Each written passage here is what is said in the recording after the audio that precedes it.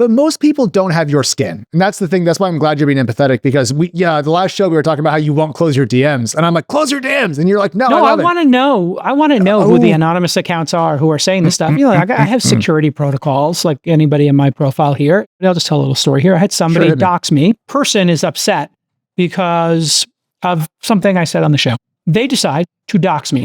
They decide to put my primary residence is worth $10 million. What do I know? Blah, blah, blah. You know how they got my photo? They went back 2 years to when I took a picture of the tree line in my backyard. They reverse image searched it and they tweeted it.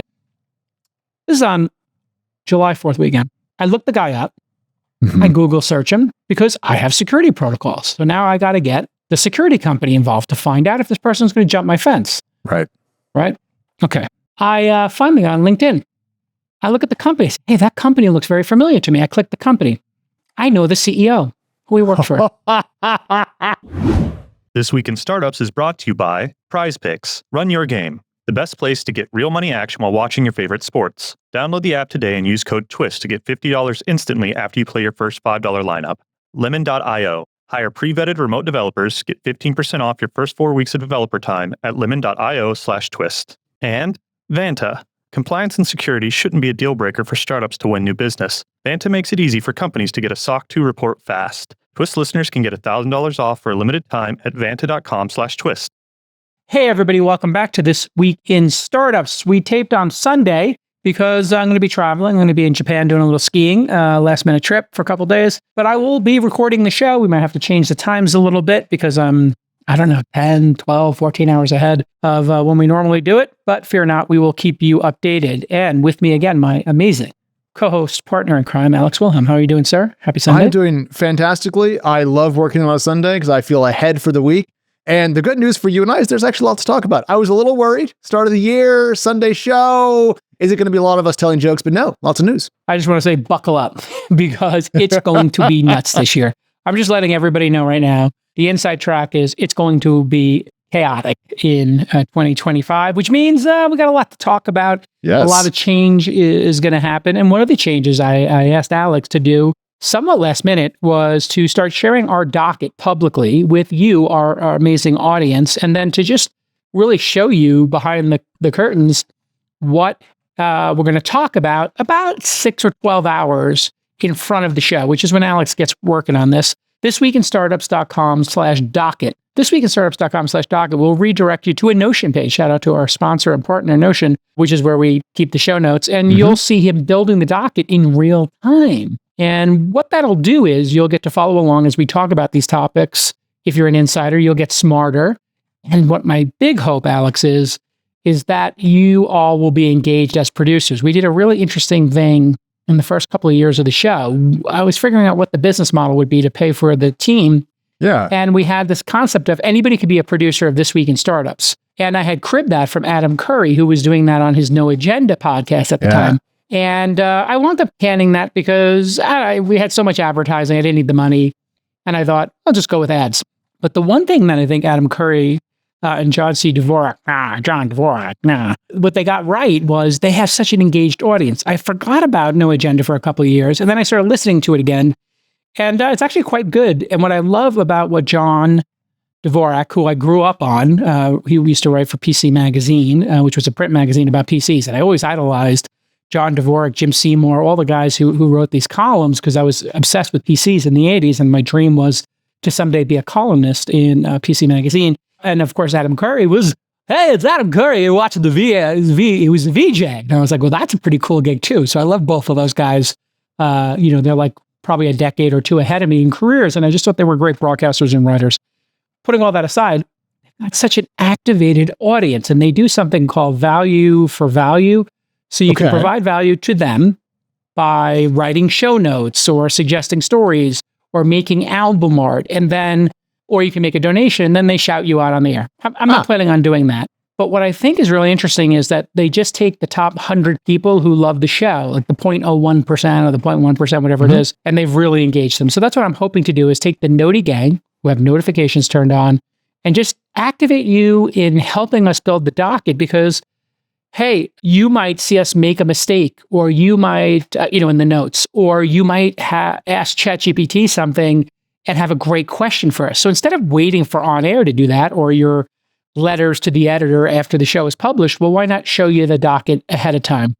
And so anyway, that's the goal. And we'll see how this experiment goes. I think it's really fun. And what it's going to make me do, Jason, is use less shorthand. Because sometimes I might write something in an abbreviated form for you and I, like I might say trad infra and mean server tech from the 90s in context, but I'm going to have to be a little bit more explicit. And I just want to share with everybody, we went through the permissions that are available for non-staff members on the page, and we're currently set to comments. So you should be able to drop a comment. If you're listening to this, holy cow, please send me an email, alexw@launch.co. If you can or can't leave a comment, I want to see how it's testing. It's a little hard for me to test with my own account, but would love your feedback there. And I will see those live as we're going through work. But Jason, there is a story that is bubbling up on Rich Person Twitter, and I need you to explain to me what's going on with Vail and why does everyone hate the CMO? I've pulled their earnings. I have looked into this, but it seems very strange. So give people a taste of ski Twitter. Sure. There was this very innovative thing that happened a couple of decades ago, which was the season pass for skiing. Now, if you were skiing in Wyndham, like Scott Adams, he lived in Wyndham, New York, and I used to ski there, you could get a season pass. But then Epic and Vail Resorts put together a consortium of mountains, and they bought a bunch of mountains. And you could buy the Epic Pass, and there's a competing one, the Icon Pass, and then there's another one called like the Indy Pass, I think. These all cost $300 to $1,000, and it means unlimited skiing. Okay. But what it meant for the mountains were they got to take the money in advance. This is a very important note that anybody who's an entrepreneur understands why this is important. Cash flow. And secondly, subscriptions. So at the beginning of the season now, Vail Resorts or any of these ski companies get all the money in advance. I have to buy my ticket, my season pass, I think by November, or else they stop selling them. So you can't go skiing in January and say, I'm going to go for a week. I'll buy the $600 pass. No. If you snooze, you lose. If you wait till the mountains open, you then have to pay per day. Lift tickets today in America are $150 to $300 per day. You're only on the mountain from 9 to 4. You might get like 4 hours of skiing in, based on parking and everything. So you're talking about it's costing $50 to $100 an hour. You have a family go out. It's $100 a day to rent skis. It's absurdly expensive. This is a elite rich person sport. But if you buy the season pass, a local one for $300 or $400, and you own your skis, you buy a season rental. Season rental for my kids is $150. Their lift tickets $300, so I'm in for $450. Yeah, they've skied, 8 days so far. And we'll do a spring season for another 5 days. They do 12. Let's say they do 15 days. Hey, for $500, pretty good deal, right? Such a good deal that now too many people buy these passes, and there's no incentive for Vail Resorts, which owns the Epic Pass, to sell less of them because they get all this money in advance. It's all guaranteed. So if it's a bad season, let's say it's warm and they don't get as many ski days, it doesn't matter. All the money comes in advance. They get to sit on your money, make interest on it, and they don't have to take loans out to run it. Anyway, cash flows the business brilliantly. But there's 2 problems. Number one, Vail is a cheap-ass organization, in my estimation. They made a couple $100 million, and they're fighting in Park City, which is their premier location, really, or one of their premier locations, with the ski patrol. When I found out what ski patrol gets paid, it's less than a nanny gets paid. It's less than a housekeeper gets paid. Not that there's I'm not saying anything derogatory about that, but these are, serious professionals who go ski and rescue you if you get hurt.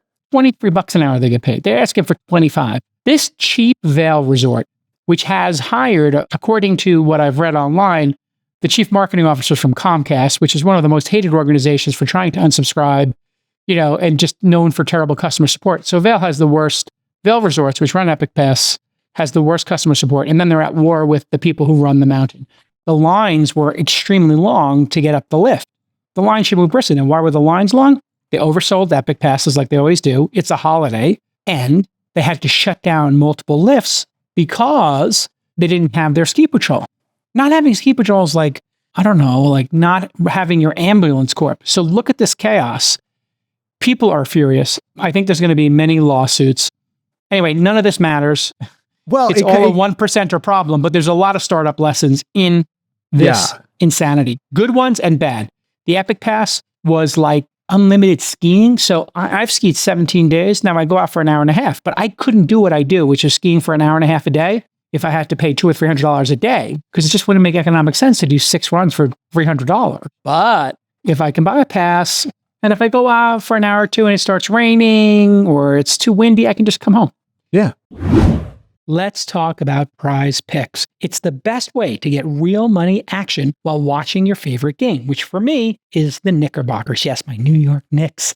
It's simple, it's fun, and it keeps you locked into the action. Here's how it works. You register, you make a deposit. I did that through PayPal, easy peasy, lemon squeezy. And then you pick more or less on 2 to 6 players and their stats. So for me, it's basketball, but you could do football, baseball, you name it. And then you can win up to 1,000 times your cash. PrizePicks also has FlexPay. FlexPay lets you cash out even if your picks aren't perfect. You can still double your money even if one of your picks doesn't hit. Deposits and payouts are quick and easy. PrizePicks now offers MasterCard. I use PayPal, you might want to use MasterCard. When my picks hit, I can get my money in as little as 15 minutes. It's fast, it's secure, it's exactly how it should be. I love it. I picked the other day that OG Anunoby would have a certain amount of points, assists, and rebounds. I might pick Jalen Brunson, how many threes he's going to hit. It's awesome. And it really makes the game more interesting for me. And I watch every Knicks game, you know that. So here's your call to action. PrizePicks is the best place to get real money sports action. Join over 10 million members and get started today. Download the app today and use the code TWIST to get $50 instantly after you play your first $5 lineup. That's right, $50 guaranteed. You don't even have to win.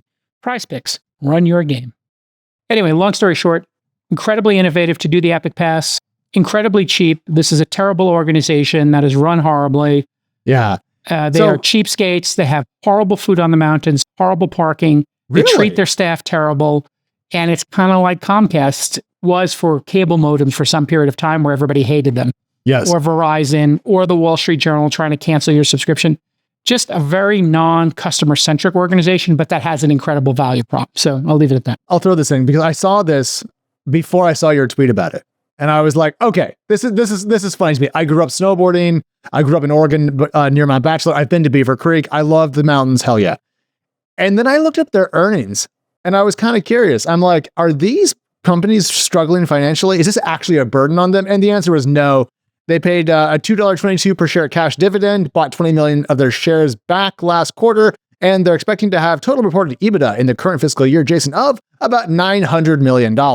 So I think they can afford $2 per hour to their ski staff to avoid a PR catastrophe. That's the thing. They didn't just shoot themselves in the foot, they shot their brand in the foot. Ugh, what a mess. Well, now people are saying we should boycott Epic next year and go Icon and use the Icon Mountains and teach Vail a lesson. I don't think that'll work because they made these passes so cheap and then people might live near, one of the other mountains. So they kind of have in some ways a lock on these things. But I do think if there are ambulance chasing class action lawyers out there, may I point you to an incredibly juicy target, which is Vail Resorts, the company. The stock ticker is MT. Oh, MTN. Damn, I looked that up before. MTN. And let's see, 5 years. I'm looking at the 5-year stock. It's down. If you bought the stock in 2021 for $272, you've lost half your money. You've lost about half your money. So this organization, their stock price tells you that they're mismanaged and not run well, I think.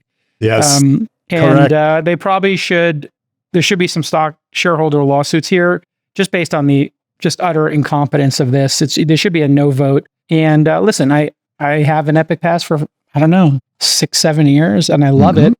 But this is a terrible organization. It's a disgrace. Disgraziad, as we say in Brooklyn, disgraziad.com.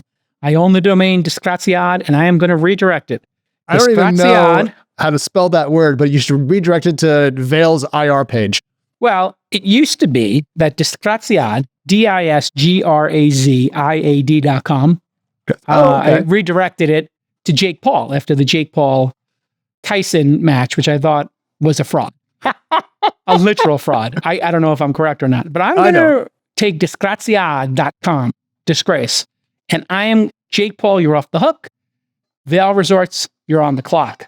All right, so I want to start with something very optimistic. We have a lot of actual hard news to get to, but just before we jumped on air today, a really interesting interview with Sam Altman dropped Business Week. Jason got him for a very deep on-the-record interview. We're going to talk more about it later on in the week. A couple things about AI, but I want to drop some sunshine in your lap by pulling out this quote about fusion. So Bloomberg is talking to Sam Altman. Hey, what are we going to do about chips? What are we going to do about energy? And Sam just shoots back. And if you're watching the video, there's the text, but I'm going to read it for everybody. So energy, Sam says, fusion's going to work. And then Business Week says, on what time frame? And here's Sam Altman. Soon. Well, soon there will be a demonstration of net gain fusion. You then have to build a system that doesn't break. You have to scale it up. You have to figure out how to build a factory build. A lot of them, regulatory approval. And that will take, years altogether. But I expect Helion and other companies will show you that fusion works soon. That, Jason, would change the world as much as ChatGPT, if not more. Yeah, and Sam Altman made a bet on a fusion company, a very large one on Helion Energy. And it was disclosed it was a personal one. So I don't know, but my understanding is he went all in on this. He might have made like a 9-figure bet, like $100 million bet. Yeah. So, wow. And you can talk to a bunch of folks. Some people think the fusion timeline is a decade. Some people think it's 5 decades. The truth is, China is approving a massive number of not only nuclear power plants, but coal power plants and solar, and they're forcing EVs. So you got to go after everything. Yeah. Hopefully the United States can get past the grifting, the virtue signaling, and just all energy matters. All energy sources matter. Just go after everything. Because what's happening is, even if you don't like fossil fuels, the United States is leading along with some European countries in terms of the reduction of them, clean air, et cetera. We're going to solve all these problems. So a little bit of fracking, a little bit of oil, offshore drilling, I'm not worried about, because you have the natural counterbalance of technological innovation. So I do think we want clean air and clean water, and we don't want to pollute, but you don't have to sweat some amount of fossil fuels because solar is so cheap. Yeah. And nuclear is getting approved, maybe not by our country as fast as we like it, by emerging markets. And there's a Belt and Road concept that China is doing. And what it basically means is spreading influence by giving people resources. And that Belt and Road goes through Asia to Africa and back. Yep. And I think they have 150 nuclear power plants outside of China they're building. Oh, wow. So that's a lot. This is where you could really spread influence. If you want to spread influence, the United States should be the leader in nuclear and then obviously fusion, like we are for EVs and batteries along with China. And we should be trying to sell these things and get unlimited energy for everybody. I'll get off of my stump speech here. And thank you for coming to my TED Talk. I just want to throw in that people often underestimate how much oil the U.S. produces when we discuss this topic. So I just pulled up some data from the government. In 2023, so this is about a year old, we produced 22% of the world's oil, which is double the number 2 country, which was Saudi Arabia, and then Russia's number 3 also tied 11%. How is that possible? Because we were sitting here 20 years ago in the early 2000s, everybody's talking about peak oil. We're going to run out of oil. And there is going to, remember the peak oil discussions, all those documentaries? It's going to throw society into this cataclysmic thing. Then what happens? You find more oil. You figure out ways to clean oil. You get solar going, you get batteries going, and everything works out eventually. So here's the chart. Look at that. So this is a chart showing U.S. oil production from 2011 through 2022 when it doubled.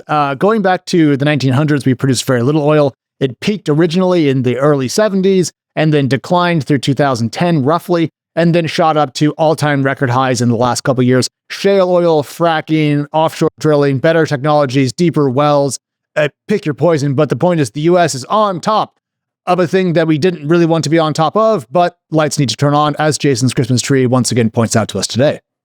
We are going to move into a golden era of abundance. We're kind of soaking in it right now. It's just very hard to appreciate. The human mind is designed to look for bad news. We have a bias towards negativity. Why do we have that? I've said it a million times on this program. The people who are conservative and scared and anxious didn't cross the river and get eaten by the crocodile. So in our DNA is to be conservative, to be scared. But one of the things that Elon said to me 20 years ago, we were on a flight together, we were going to do something, and he said, it's really interesting to me how much people overestimate the downside risk. And he was about to go bankrupt with Tesla. And he said, the downside is I go bankrupt, but I can always start another company. And so it's not life or death. And he was worth a couple $100 million, maybe 100, 200 million at that time, from PayPal and whatever. But he had poured it all into these companies, and that always stuck with me. Take more risk, take more risk. Now, you look at his personality, he takes a lot of risk, right? Yep. As a society, we are programmed in our DNA to not take risk. We should be taking more risk. So to Sam Altman's credit, putting $100 million of his own money, if he's worth a couple of billion, and now he's worth maybe 10, 20 billion, with, depending on what you think ChatGPT goes, I mean, it's a worthy bet. If it's a 1% chance it works out and we have unlimited power, well, that was like, if it's a 1 in 1,000 chance, you make that bet. Yes. So people's minds are not designed to do this. We are in the age of abundance right now as we speak. The fact that we, as a society, can complain and hand-wring about the topics that we are obsessed about in this country is part of our privilege and the abundance we are living in. That doesn't mean they're not real problems. That doesn't mean people aren't suffering. It doesn't mean horrible things don't happen in the world. But let me tell you, there's a reason why everybody in the world wants to come here. Yes. Still to this day, with as problematic as things can be. All right, founders, let's be real. Finding great developers is tough, especially when you're trying to run and scale your startup and raise money. All of this leads to you having slow product velocity. But here's the good news. I've got a tip that's going to save you time. It's going to save you money and a ton of headaches. You need to check out lemon.io. Lemon.io has thousands of on-demand developers who can help you. They've done the work to find and vet developers who are experienced, who are results-oriented, and who charge competitive rates. Great developers can be hard to find and integrate into your team. Lemon.io handles all of that for you. Startups choose Lemon.io because they only offer hand-picked developers with at least 3 years of experience and who are the best of the best. Just 1% of their candidates are accepted. And if something goes wrong, Lemon.io will find you a replacement developer ASAP. A bunch of launch founders have worked with Lemon.io and they've had great experiences. So here's your call to action. Visit lemon.io/twist and find your perfect developer or even a tech team in just 48 hours or less. And Twist listeners get 15% off the first 4 weeks. Stop burning money, hire developers smarter, and visit lemon.io/twist. The abundance mindset thing has become actually an oddly recurring meme in my mind because I'm playing Factorio at night after I get the kids in bed. I love it. Explain what Factorio is? Factorio is a factory building game. It is essentially the OG factory building game. Yeah, I'm still obsessed. I'm playing a 25x science game, if you know what I'm talking about. But the thing is, whenever I run into a problem, I try to finagle with what I've built. And every time I do that, it's wrong. No, abundance mindset. If you're short on something, go build 10 times as much as you need. And I keep having to reteach myself this lesson. And in fact, Factorio is oddly abundance pilling me. So shout out to the team over at Wube.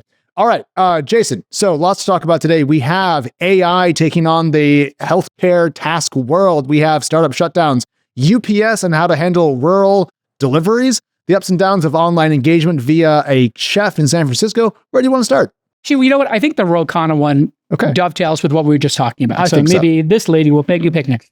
All right. So Jason got into a conversation with one of California's congressional group, the well-known Khanna. He is the representative of California's 17th district, Sunnyvale, Cupertino, Santa Clara, parts of San Jose. If you don't know why that matters, well, Sunnyvale is where Yahoo was based. Cupertino, of course, is where Apple is. Santa Clara is another big tech city. So Jason, is probably the most visible congressperson from Silicon Valley. Is that fair?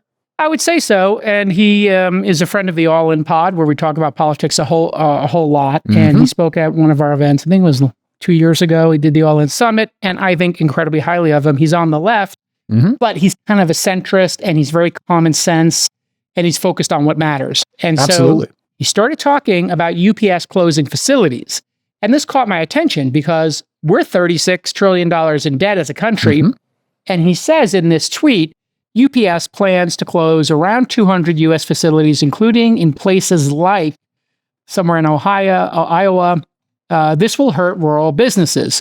We need federal incentives and regulations to keep shipping centers open in rural America. We need a rural New Deal. Mm-hmm. And I just thought to myself, do we? Mm-hmm. And I wrote a little bit of a response to it, which is, I'll just summarize it in my own words. Yeah, please. I chose to live in a rural area for the first time in my life. I've always been a city dweller or, infill areas, San Mateo outside of San Francisco, which is still a city really, but it's kind of like a bucolic kind of city. Brooklyn, New York, city, Manhattan, etc., Los Angeles, Brentwood.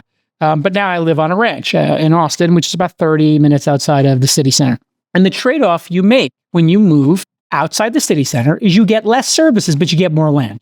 Yep. You lower your cost of living massively, but you give up the fact, and the thing I miss most is San Mateo has 200 Asian food restaurants, my favorite cuisine, and I can't order ramen, Korean, sushi rolls, sushi, Korean barbecue, soba, from restaurants that are dedicated to those specific dishes.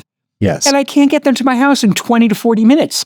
In fact, all I can get on Uber Eats to my house right now is, I kid you not, Carl's Jr., McDonald's, and Starbucks. All right, that's the American trifecta right there. You can clog your arteries and get the jitters at the same time. What more do you want? So, I have to come up with a solution for this. I might get like a chef to come twice a week and prepare some meals. I don't know what I'm going to do. It's the only downside. But I have a couple of dozen acres all to myself that I can hike on. Right. And so I think this idea that all taxpayers should subsidize me out in the hill country, in the ranch land of Texas, by putting up a couple of ramen and sushi places that I love, would be ridiculous. And so he sent me to a Substack. I looked at it. I was like, you know what? Honestly, this poor, entrepreneur living out in the sticks who has to pay very little money to live out there. Cost of living is dirt cheap, land, etc. I feel bad for her that she's got to ship her items and she's got to drive 1 hour to go to a depot center that doesn't take the exact size boxes she wants and doesn't have it's an inconvenience for her. And I just thought to myself, you know what? Raise your prices. If your product's good enough, it takes an extra day to get there, but we can't have every person whose business takes a hit or has to drive an hour. I'm sorry. We don't have the ability as a country anymore to subsidize everybody. The federal government should not be solving these kind of problems. So I just respectfully, and I use the word respectfully, but I was disagreeing with Ro. Yeah. What are your thoughts on all this? All right. So I had to do some research because I had not looked into UPS's business in a long time. It turns out, and this was to my surprise, Ro's actual post was about an article from March of last year. So first of all, we're going back in time 9 months to when UPS announced this. UPS as a company is doing quite well. It is changing up its business, Jason. It's selling off parts of itself. It sold off Coyote Logistics to a company called RXO. So it's currently in a mode of curtailing unnecessary activities, working on profitability, and trying to invest in automation. We've talked about this on the show before, back when there was the port strike or the threatened port strike. So this is something that we are familiar with. Now, when it comes to subsidizing companies so they keep open facilities in rural areas, I think we can afford. So I tried to figure out where rural money comes from in the US. And it turns out that the USDA, Department of Agriculture, has a rural development group that does a whole bunch of different things. And the USDA, the last time I checked the federal spending data, spent about 4% of our money. So it's a fraction of a fraction of a fraction. So I would say directionally, I agree. We spend too much money. We need to spend less. But I think that when it comes to rail and delivery infra, we probably unlock more inside of the heartland than we lose by subsidizing them. Now, of course, it could be a boondoggle. UPS is a private company. I don't want to just give them tons of money for no reason. Jason and I are both capitalists. But in this case, I was sympathetic. The problem is, and I know this is the flaw in my argument, everything probably has a reasonable argument for it. And so it's hard to cut money without stubbing some toes.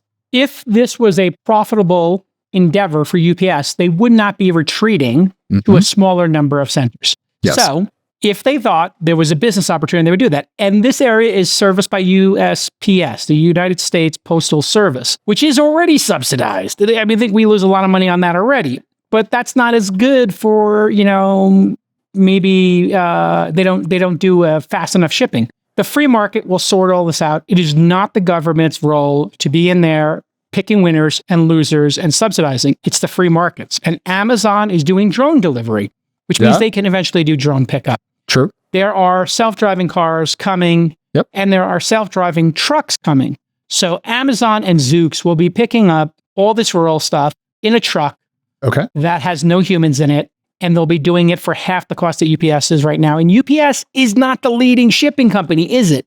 I think FedEx is larger. Yeah, and then I think Amazon has their own delivery now. They don't just rely on UPS. They have their own drivers. So we have the most amazing, vibrant, competitive logistics industry, I think, in the world in the United States. Nailing product market fit is every founder's top priority. But once you've got your product dialed in, you need to focus on selling it, especially to big customers. We call them lighthouse customers. Some people call them whales. To land those deals, your security compliance has to be rock solid. Certificates like SOC 2 or ISO 27001 are the keys to building trust and unlocking these opportunities, but they take time and energy, pulling you away from building and shipping a beautiful, great product. And that's where Vanta comes in. They're your partner. Vanta is the all-in-one compliance solution, helping startups like yours and mine get audit ready and build a strong security foundation quickly and painlessly. How do they do it? Well, Vanta automates the manual security tasks that slow you down, helping you streamline your audit. And the platform connects you with trusted VCSOs to build your program, auditors to get you through your audits quickly, and a marketplace for essentials like pen testing. So here's your call to action. Whether you're closing your first deal or gearing up for growth, Vanta makes compliance easy. Join over 8,000 companies, including many Y Combinator, Techstars, and launch startups who trust Vanta. Simplify compliance and get $1,000 off at vanta.com/twist. That's VANTA.com/TWIST. If you choose to live rurally, that is a choice you're making. You will get slower service, but you will have acreage that costs, $1,000 to $50,000 an acre. Yeah. And you get to live in the most beautiful, unbelievably vast landscapes of America. You make that choice, you have to give up something. And what you're giving up is convenience and speed, but fear not, technology is going to save the day eventually for this. I just think we got to make hard choices in this country. Stop trying to subsidize it. I say cancel the entire broadband subsidy thing and let people buy Starlink or the other 5 competitors to Starlink if they want broadband. Enough of this. Okay. And I don't think we should be subsidizing people in the cities either. Okay. No subsidies. Let's slow down on the subsidy. Everybody's got to tighten the belt. All right. So I will trade you. What's this woman's name? Meredith Nunnick-Hovens, Barn Swallow Flowers, if you want to look it up, in Oskaloosa. That's a town I've never been to. I'll trade you her business and let it die off by not subsidizing UPS. And she thinks that's going to be the end. It's not going to die off, by the way. She just said it would be one day extra. But okay, go ahead. Let's just take the worst case scenario. Okay, sure. I'll trade you her. I will sacrifice her upon the altar of my love for capitalism. But if we're going to stop subsidizing her or not subsidize her, then we need to not subsidize you and your friends via the carried interest tax loophole. Okay, I'm fine with it. Done. Because then we're actually talking honestly, about cutting. I think we should go to a flat tax. I think capital gains income should just become one tax. Now, I know that's controversial for a lot of people. Carried interest is controversial.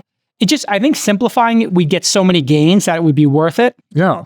All that being said, I do think capital gains and investing in companies is why we have the most vibrant and the most unicorns in the Mag 7 are here. Yeah. But I don't think it would be existential if we change those. So I'm fine with it, right? Yeah. Everybody's got a belt tightening.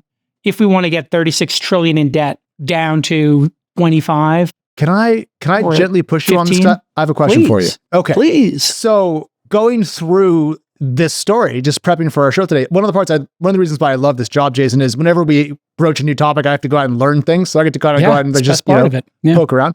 So I found a Cato Institute website all about cutting government spending. And this is actually data from 2016. But they were in favor of cutting rural subsidies, which would encompass things like this. And they said that was worth about $6.5 billion back in 2016. But the same Cato Institute page said that they want to cut agricultural subsidies as well, which are about $30 billion a year. That's now cutting agricultural. Oh, okay. That's political suicide because of the way we handle primaries in this country. It's all political suicide to talk about any austerity measures. That's true. If you notice, this whole discussion of Doge, I think traces back to maybe 3 years ago. We were doing our concerns or whatever on All In, and Freeberg started talking about the debt a whole bunch, and I was chirping on about it as well. I think Chamath took the other side of it a little bit, hey, we can have a little more debt, but then we all realized, hey, wait a sec, with COVID and adding $8 trillion per administration, and there's no slowdown. So we thought, there'll be a little extra COVID spending, makes sense. We'll pay it down because we're America, we kick ass. And people were just you know what, YOLO, let's keep spending. I think what you have to do is get in office and then interact and then engage it. And if you notice, who's leading the charge on this? Elon, Vivek, and a lot of people in my extended circle, and a lot of people who are capitalists. And so I think it's going to take business people who realize the danger of this debt, and then people who are in office who are lame duck. Trump is in his second term. He doesn't have to run a third time. Yes. So he can actually take this on. I don't think in his first term you can take this on if you want to win a second one. If you want to win a second, yeah. If you want to win a second one. And you know what? I heard from an insider that cannabis legalization was something that Obama wanted to do from somebody who was one of his mega donors, like one of his, whatever they call those super PAC donors, whatever, the people who are the super syndicates, who get all these 250K checks together. The bundlers. The bundlers. I heard from a very high profile bundler who was trying to bundle me. I don't like to do that. I'd rather just Sorry, that's really invest funny. in startups. I don't want to be bundled. Anyway, the bundler said, and it was one of my issues. I said, I kind of feel bad. Like, I think all these kids who are in jail, and it happens to be black kids and brown kids more than white kids, who are selling dime bags on the corner. And then I see all these white entrepreneurs, I don't mean to make it a race issue, but it is, were getting funded at that time to do cannabis companies. And I'm like, wait, this seems profoundly unfair. Just anybody who's in a nonviolent cannabis thing should be released from jail, obviously. And that eventually happened. But they said to me, Obama can't do it in the first time. He's definitely going to do it in the second. He didn't wind up doing it, I don't think. No. The federal cannabis legislation. But now all these Republicans are smoking weed and taking gummies and tinctures and everything. And they realize it's not, as harmful as alcohol. And all studies basically, listen, all things have downsides. But it's I would say it's probably well agreed, no worse or better than, say, alcohol. Most people would say alcohol is worse, I think. If anyone thinks that cannabis is worse than alcohol, come talk to me. I'll give you a lot about this. Actually, the Doge point's very interesting. The founder of, I think it was Loom, had a viral blog post the other day about how he's trying to sort out his life post-acquisition because he suddenly had all this money. And I just pulled it up, Jason, because he has this great quote about working with Doge. And he was just trying to find himself after the acquisition, and he went to go work for Doge for a couple of weeks. And after he gets associated with Doge for a minute, the next 4 weeks of my life consisted of hundreds of calls recruiting the smartest people I've ever talked to, working on various projects I'm definitely not able to talk about, and learning how completely dysfunctional the government was. It was a blast. Now, whatever you think about the federal government, its current efficiency, whatever, it's very interesting to get that glimmer of information from Doge because I don't think we know much about it. It's been kind of under wraps for a little bit. I'm very curious, but that gave me a lot of hope that there's a good level of recruitment going on. Jason, you might have more visibility into the back channels and your group text than I do, but it did feel like Doge went a little quiet for a bit. And so I'm glad that tells me there's still a lot going on. I think everything's gone quiet because they have to get these nominations done. And there was a public, I guess they called her the Ice Queen or something. The woman who's chief of staff. Yeah, she was like, no more tweeting because we got to get these nominees through. Just everybody pause on the tweeting. It was the public statement. I saw there was a memo or something. Yeah. And so I think everybody's kind of like, well, we're not even in office yet. We can wait the 5-6 weeks and then we'll start putting our stamp on things. Yeah. So we don't just have nonstop chaos on the interweb. So I think that's what's happening. But I got a lot of people asking me, hey, I want to do this. I want to sell my software into it. I have two portfolio companies that want to help, or that I assume want to help. Yeah, one of them's been public about it. Density.io, which does people counting in spaces. And I'm like, wow, this could be incredible. Like, let's donate or at cost or whatever, or on the come, we could do it on, on contingency, measure all the usage of all this office space and then start getting rid of the unused office space, which is billions and billions of dollars, I believe. Right. And then Deep Sentinel, you got all these crazy security needs at these buildings that nobody's going to, but they need to have security. Well, you know what? You don't need to have dozens of security guards. You could have one, and then you could have monitored AI-based camera systems where you make those security guards super efficient, and we could start lowering costs there. Now, I know that means some people might lose their jobs or facilities might become available, but then they could be available to do other more important work than playing Candy Crush at 3 a.m, watching a bunch of cameras that don't change, that AI can watch for the changes and surface those. So that's Deep Sentinel's the other company that we're investors in. Every time I've watched a spy heist movie, the Candy Crush playing security guard misses the critical moment of theft when the Mona Lisa makes it out the back door. So not a big fan of that as a general point. I want to actually grab the conversation by the head here and pull it in a different direction, Jason. Did you see the recent reporting from the Wall Street Journal about the depth and scale of Chinese hacking into American infrastructure? I did not. I mean, I saw it going by on my feed, but I didn't read any stories on it. So educate the audience here. What's going on? So we've all heard about Salt Typhoon, which was the recent Chinese incursion into American telecom networks that went very, very deep. And that led to the government saying, hey, everybody, make sure you're using encrypted chat, which people found ironic because the government has often been opposed to encrypted chat that they can't crack. But hey, potato, potato. What's interesting is it seems that there is a consensus rising that Chinese penetration and I would say meddling in US infrastructure has reached a new cadence, a much faster pace.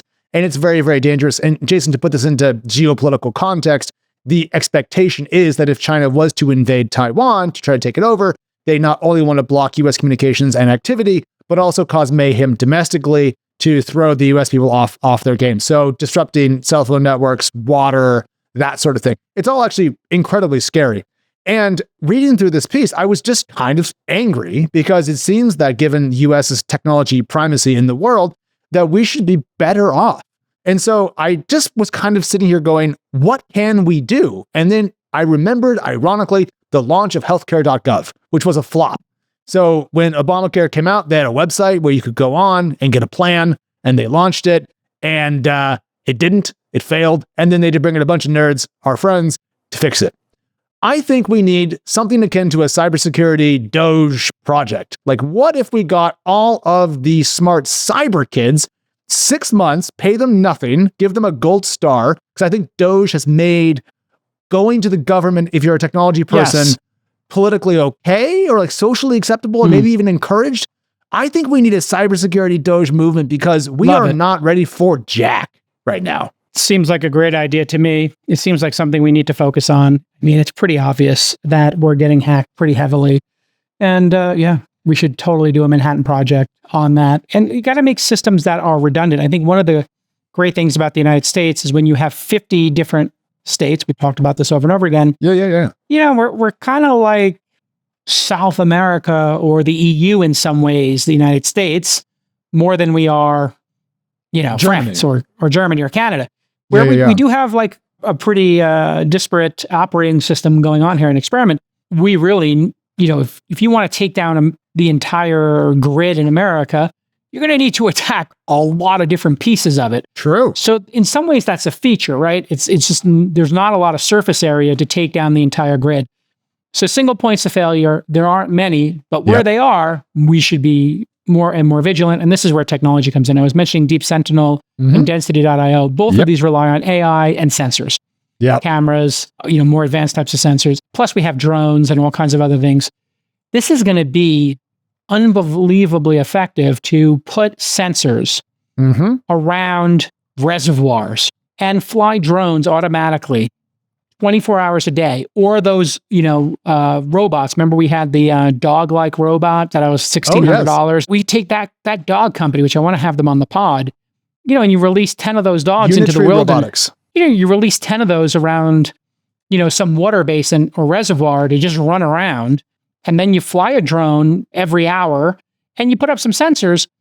Somebody hops the fence with some terrible chemical to pour into our water stream. The dogs are going to catch him. I hadn't even thought of that. Yeah, I mean, that was always the quintessential thriller. Like there's a great thriller, Black Sunday by Frankenheimer. And the idea is like a blimp goes over, I'll leave it at that, like the Super Bowl to do a terrorist attack. It's just we have these terror attacks going. The large body of water, critical infrastructure, electricity, bridges, etc., skyscrapers, football stadiums, water. These things could affect a lot of people, as opposed to, as terrible as it is, driving into a Christmas fair, or down a busy street. You can kill dozens, but not thousands, right? Thank God. And so, we could use technology. I mean, those dogs cost $1,600. If you put 10 of them around a reservoir, I think it's enough. And, 5 of them are out, 5 of them are charging, man. It'd be just beautiful, beautiful ways. And the thing I want to say here is that's not just a non-human solution. It's a better solution. And the dogs don't get tired. But I'll just read the paragraph that made me just kind of get chills. So this is from the Journal. Chinese hackers had gained the ability to shut down dozens of U.S. ports, power grids, and other infra targets at will. And that was according to Jake Sullivan, Joe Biden's national security advisor. And then Salt Typhoon happened, which was the telecommunications hack. We are getting creamed here. And honestly, I love our federated systems, Jason. I love that we're 50 states. I love that different states have their own policies and so forth, but we're going to have unified action, I think, to build up a digital wall of sufficient strength that we are safe. And don't forget soft power. China's in decline right now. Why are they in decline? Nobody's investing in that country. Nobody wants to be an entrepreneur. I heard somebody talking some nonsense like, oh, they're going to just fire up entrepreneurship again. And I'm like, really? If you're an entrepreneur in China and you had your company taken away, or you worked for a company and you're part of the diaspora of Alibaba or AntPay, you saw Jack Ma get whacked, essentially. He just disappear for a couple of years and he goes to do philosophy and paint oil paintings. Like, you know what's up. He could have been tortured. He could have had all kinds of threats. I don't mean to laugh about that. I laughed at him. I said it after you were laughing, but yeah, you were not laughing at what I was saying. But in real time, like, there's that dog. Jesus Christ! Every time I see that, I think every time I see that goddamn thing, I think it's CGI. That looks like the Black Mirror episode. Shout out to Black Mirror, dude. It looks like a chicken that has no head and has been defeathered in a way. Love it. And it's incredible. I'm obsessed with this. But that to me is like the promise of where this technology we've been talking about, robotics, AI, and connectivity all come together. It isn't just to take away jobs. It takes away the worst stupid jobs that we have that we don't need people to do. It's going to emancipate us. Yes. I'm on my technology soapbox today, apparently. But here's the thing. Soft power would really help here. If China's got problems with, potentially a civil war happening because people don't have jobs, if manufacturing is moving to other locations because people don't want to have a single point of failure, which is their right as a country, and they're becoming isolationist. Well, if we come in and say, you know what? Now listen, Trump's a pretty, you don't have to like Trump, but he's pretty good at negotiating. I've come to the conclusion. He goes in there and he says, hey, listen, maybe you want a little more investment. Remember China came to San Francisco and they were like at 0% investment or negative investment, in fact, because people were pulling stuff out of the country like Russia's experienced. You know what? Kind of sucks to be Russia and China and have people pulling their investment from your country and then less jobs, right? So yes, we, a little bit of soft power here. Hey, Trump invited Xi Jinping to the inauguration. A little bit weird, but okay. I don't think our president's going to his, coronation, but whatever. I don't think he's invited. An invite's an invite. Whatever, if I don't go, it's nice to be invited. Look, it was Pete Trump. It was Pete Trump. I'm not a Trump fan, but that's hilarious. 60% he has his moments when he trolls. We're going to close this. We're going to shut you down. By the way, do you want to come over for lunch too? Hey, come on over. Yeah, 51st state, Trudeau. It's the 51st state. Come genuflect in Mar-a-Lago. Buy a membership. Man. $500,000. Did you know that Mar-a-Lago memberships are $500,000? That's what I heard. Look, do you know who always gets paid? Donald.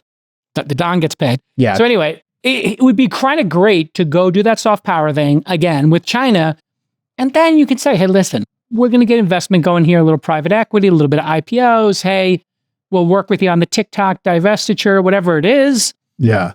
How about you stop sending the fentanyl precursors? They're in Wuhan. Can you just whack that syndicate? Which, by the way, if they can whack people for practicing a religion, they know where they are. Yes, they know what they're doing. Hey, so let's horse trade. No more fentanyl to Mexico coming to the border, and we want you to stop with the shenanigans in the hacking. And here's what we'll give you. Can I tell you though, because you brought up the thing I wasn't going to bring up by implicitly. So the idea of the dialogue back and forth, offering something, demanding something, standard give and take between nations. Here's a quote from Liu Pengyu, a spokesperson for China. Quote, some in the US seem to be enthusiastic about creating various types of typhoons, the spokesman said, referring to the names assigned to the hacking groups. Quote, the US needs to stop its own cyber attacks against other countries and refrain from using cybersecurity to smear and slander China. Can you imagine what it takes to lie like that? Like just so clearly just lie. I mean, we have to, we do our own escapades around the world. I mean, we were tracking, I think there was a little tension when it came out that Angela Merkel's phone was being tapped. We had to do some oopsies. Yes, the NSA. Yeah, there was a little bit of like, hey, sorry, we looked at your text. Sorry. I mean, she knows we're looking. Come on. She's looking at it. I mean, if she has access to Trump, she's looking. So anyway, it is an issue. I think soft power wins the day in a lot of this. And the great lesson of globalization is you can take it too far and you cannot take it far enough. There is a very fine balance here where you send too many jobs over, you get rid of too many factories, you build a dependency, and then it gets out of whack. So we still want to make cars in our country. We still need to make medicine here, but we still want to import some cars, and we still want to be able to import some medicine. We want to have some jobs done in India, China, Portugal, Canada, and we want some in the United States. So it's a balance. And these geopolitical issues, whether, it's Russia, Ukraine, if you are having some business relationships, the upside of capitalism is the entanglements. No conflict, no interest. If there's conflicts, then there's interest.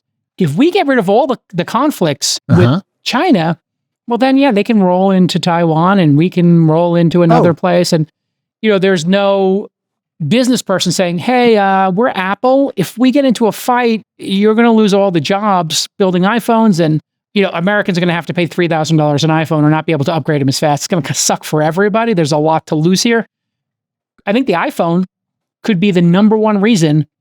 No, we don't go to war with Taiwan. I know it sounds silly, but TSMC, Apple, those CEOs are going to call BYD and say, can we work this out? Because we're going to have to lay people off if we don't. There was a metric back in the day that said no two countries that both had McDonald's had ever gone to war.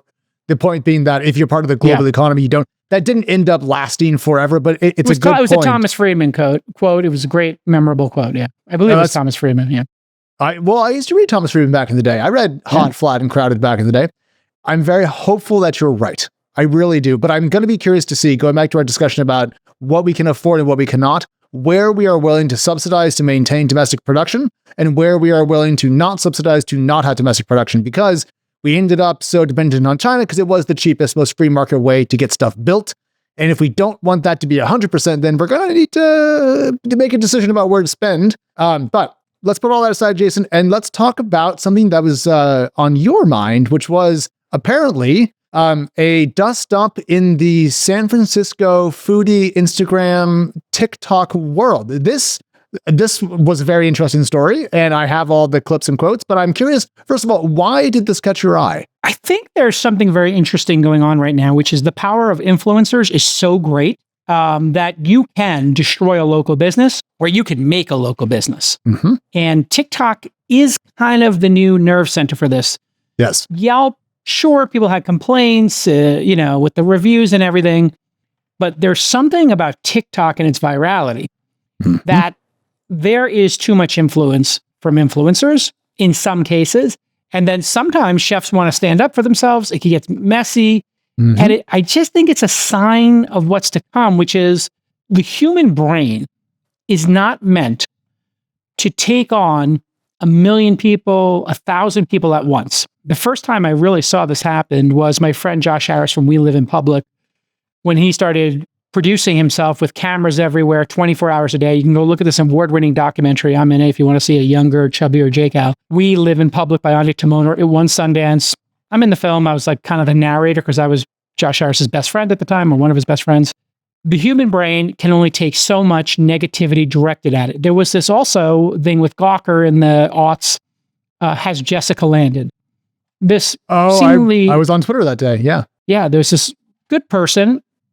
She wrote a joke that was inappropriate, got on a plane. It was an off-color joke. It went viral. While she was on the plane, when she lands, there's people from the press on her 12-hour flight waiting for her to land. And this whole thing has Jessica landed became a meme. Now, Gawker was abhorrent at that time. They were just really cruel to people. There's a whole litany of that. They also broke a lot of stories early. They outed Anderson Cooper and Tim Cook. There was a lot of weird stuff that went over there.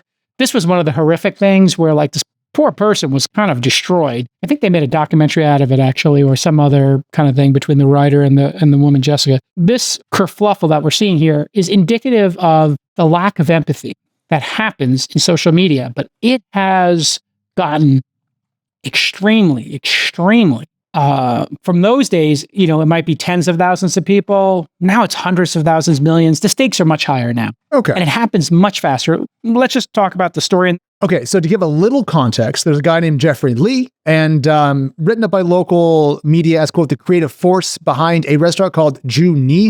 It's in the Western Edition. I've never been there. I am not an omakase guy. I'm not a sushi guy. I don't eat fish. So I've never been.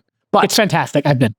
thanks, Jason. I actually very much trust your opinion on this. So if he says it's good, it probably is really freaking good. Spectacular. There were 2 spin-off restaurants that were kind of casual. One was called the Hand Roll Project, and then there was the Hamburger Project, which opened in late 2024, and that is what we were talking about. So what follows is a 53-second clip from a woman named Catwalk SF over on TikTok describing her experience at this new restaurant. The SF Chronicle just reported that this spot sold 1,000 burgers their first 2 days of business, so I followed the hype and I got in line. The menu is simple with 3 Smashburgers starting at $6.89 for a classic single, and you can upgrade your meal for $35 with little Tsar Nikolai caviar. I started with the loaded fries with cheese, sauteed onion, and HP sauce. I think they forgot the sauce on mine, and I just forget the fries if you're thinking about giving this spot a shot. Here's a look at some very sexy, crispy, lacy edges on the Smashburger. I started with the single Wisconsin with sauteed onions, HP sauce, and whipped butter. This was good, not great. These are thin burgers. They're giving Ozempic burgers. I'd order a double Wisconsin if I were to do it again, and I'd give it a 7.2. Here I am getting after the classic. This one has diced white onion and pickles on it. This was really not for me. It was all bread and not hot enough for me at all. I give the classic a 5.1. Feels like a good review so far. Here's a look at what I ate. Not a slam for me. I saw a friend from The Infatuation as I was walking out, and I'm excited for that is the original clip. And Jason, I thought that the starting point here was going to be much spicier, but that clip... Simple, easy, her personal opinion. She went fast. Now, I don't know if she's paid to do these reviews or what, but, I think this has become incredibly popular, especially with, Dave Portnoy doing his pizza reviews and the impact that has on businesses. He can make or break a business, right? So this has become something that chefs are aware of. Dave Portnoy had a couple of flare-ups because he gave people low ratings or high ratings. It's very polarizing. Criticism, as we know from Anton Ego in Ratatouille, is a dicey business. But that one did not seem spicy or not spicy. It just seemed like just a person's impression of the burger. Yeah, she gave a 7.2 to the first one. And by the way, shout out to her for eating 2 burgers back to back, bang, bang. I mean, that is, you're a food person when you can... Not on Ozempic. I would have passed out immediately. Yeah, not on Ozempic. Then the chef in question started to comment on her social, send DMs, and that led us to our second clip when she showed a number of these, Jason, and I think this shows a bit of the response to her original review. Am I the asshole for leaving an honest review for the viral San Francisco Smashburger spot Hamburger Project? I tried it and it just wasn't for me. I was there shortly after the grand opening and they need some time to work out the kinks. This is what the owner wrote to me today. Because someone needs to tell you to grow up. It's pathetic being damn near 50 and trying to have influence over 20-year-old somethings to try to remain some kind of sense of relativity. All of the chefs look down on it and one of us has to tell you. Then he said, I said, instead you're attacking my age and weight. He said, that's just an honest review of what you put out there. Wow. And then apparently one of his kids left like a voicemail for her. And there's other people that have chimed in with other notes about this guy in question. And it does seem that he's fired off at critics a number of times. And I'm curious where you think blame lands here. I think you've tipped your hand from the intro here, but after seeing that, what's your opinion? I think there's a lack of empathy online. When you're face-to-face, you would never say the things you'll say online. Absolutely. And everybody's going through their own personal journey, their own story. Somebody might have a sick parent. They could have a child, having a tough time at school. They could be behind on their rent or their mortgage. It's hard to be a small business owner and to be under constant criticism, also not hard. On the other side, it is just criticism. Sticks and stones may break your bones, but words should never hurt you. So you should be able to, if you're putting yourself out there and you want to be viral and get 1,000 burgers in 2 days, which if they're $15 each, which is kind of what a burger costs these days in San Francisco, or a $15 ticket size or a $25 ticket size. Sure. Hey, they made $25,000 in 2 days from a hole in the wall. Pretty good business. Yeah, live by the talk, die by the talk. You got to be able to control yourself. And I do think, saying things when you're criticizing something like she did, where she kind of frames it as, hey, not for me, or maybe they made a mistake, or they're getting the kinks out. I think those are all good caveats to put in there. So the person could be under a lot of pressure. And, I have great sympathy. I saw my dad go have a lot of pressure when the financial crisis happened in 1987 and he lost his second business. It's just hard. And so, I have empathy for everybody all around. My understanding is the chef now has left all these because he's been getting so much hate for trying to counter the criticisms he's gotten. gosh, I mean, I'm sounding like a softie, but a little bit of grace for everybody here. Maybe a little bit of reconciliation, maybe a beer summit like Obama did where, hey, why doesn't she come work there and make some burgers and work the front line? And why doesn't he make her a 3-star and invite her to go have omakase? That's how I would have handled it. I would have invited her. Hey, listen, thank you for the review. We appreciate the attention. Sorry, we only got a 7.2. Here's what we're trying to accomplish. Would love to invite you to come as my guest. If you're into omakase, because I do appreciate you giving us a little attention. If you can give us a second shot in 30 days when we've got everything up and running, hey, you can pay for it or it's on me. Here's a coupon code. Just, show this here. And so there's a way to handle it with grace, I guess. Yeah. That's like jujitsu. That's like taking the incoming and turning it into something that like works out in your favor. Right. I do think, though, that you have touched on something that's super important, which is that it is so easy, I think, to be someone who has never received a lot of online hate and presume that that actually has no impact on you because it's all digital. Now, in this case, I think Jeffrey Lee, based on everything that I saw, went too far and was a bit of a jerk and should have had his wrist slapped. Firing him, maybe a bit excessive. I thought the reviews absurdly excessive. I wonder if I think he might be doing a little seppuku there, where in order to keep the restaurants going and not have them have a problem, he said, you know what, I'll just resign. Got it. Is he actually resigned? I don't know. He's got ownership in these things. Relieved, but so maybe he just needs he needs a month off to just take a breather. It's a hard gig, right? But I think you nailed it. But most people don't have your skin, and that's the thing. That's why I'm glad you're being empathetic, because the last show we were talking about how you won't close your DMs, and I'm like, close your DMs, and you're like, no, I want to know. I want to know who the anonymous accounts are who are saying this stuff. I have security protocols like anybody in my profile here. I had somebody, I'll just tell a little story here. I had somebody dox me based on a picture of like my backyard. This person, I'll just tell a story. Okay. Person is upset because of something I said on the show. They decide to dox me. They decide to put my primary residence is worth $10 million. What do I know? Blah, blah, blah. And you know how they got my photo? They went back 2 years to when I took a picture of the tree line in my backyard. They reverse image searched it. And they tweeted it. This is on July 4th weekend. I say to the guy, I look the guy up. I Google search him because I have security protocols. So now I got to get the security company involved to find out if this person's going to jump my fence. Right. Okay. And I have security. I have guns. I got cameras. I got alarms. I have a security detail. I mean, I got it all. I don't talk about it, but I'll talk about it here for a brief second. I find the guy on LinkedIn. I look at the company. Hey, that company looks very familiar to me. I click the company. I know the CEO who we work for. I screenshot it. Checkmate. I send it to him. And I say, hey, dipshit. First of all, happy Independence Day. Number 2, your boss and I had drinks at this conference, played cards, yada, yada. And I'm about to email them what you just did. What do you think their response is going to be to you doxing me? He says, are you going to do that? I said, well, why don't you call me? So I get off the treadmill, July 4th. I say, hey, dum-dum, do you realize how dangerous this is for me? I have kids. Now, I know you don't have kids, and I know you're probably 24-year-old. And he goes, no, I'm actually married. I just had my first kid. I said, oh, that's great. What a blessing. How old's your kid? He says, 4 weeks. I said, you got a 4-week-old kid. It's July 4th. And you're doxing me, knowing that I could have my kids get attacked. This is serious shit here, kid.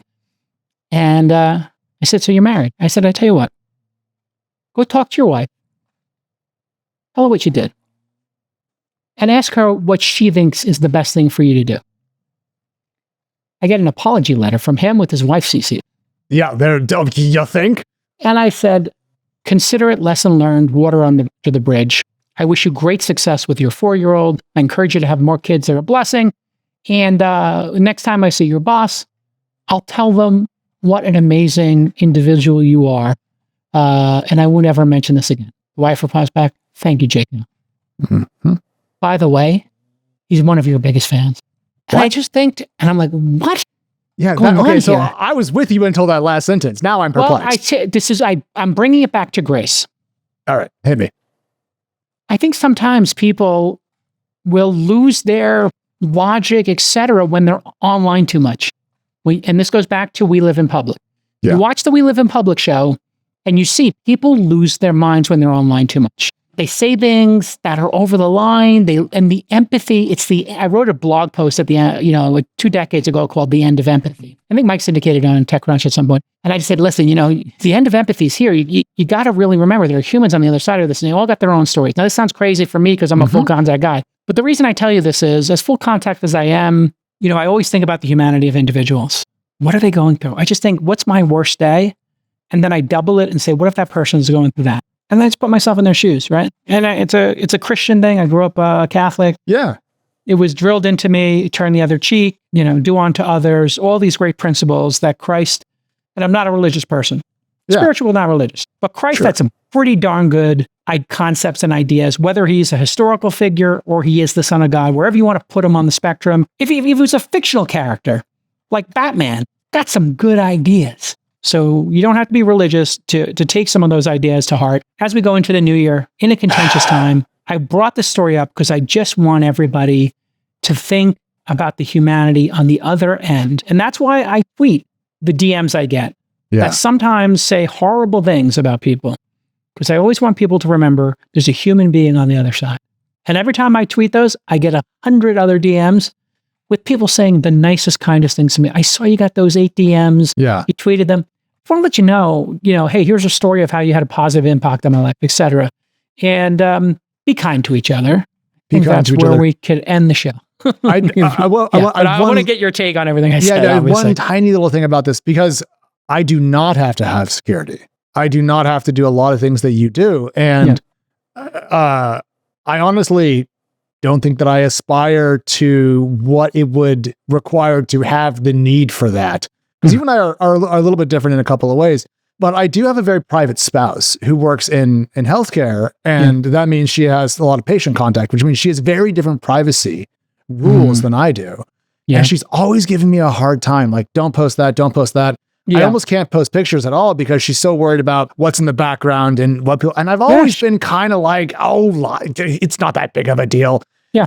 But your story just scared me straight again. So I'm going to go ahead and go inside after this and give her a big hug and tell her that I'm going to post no pictures ever again, because that is really, really scary. Because I have kids too, man. And there's nothing I wouldn't do for them.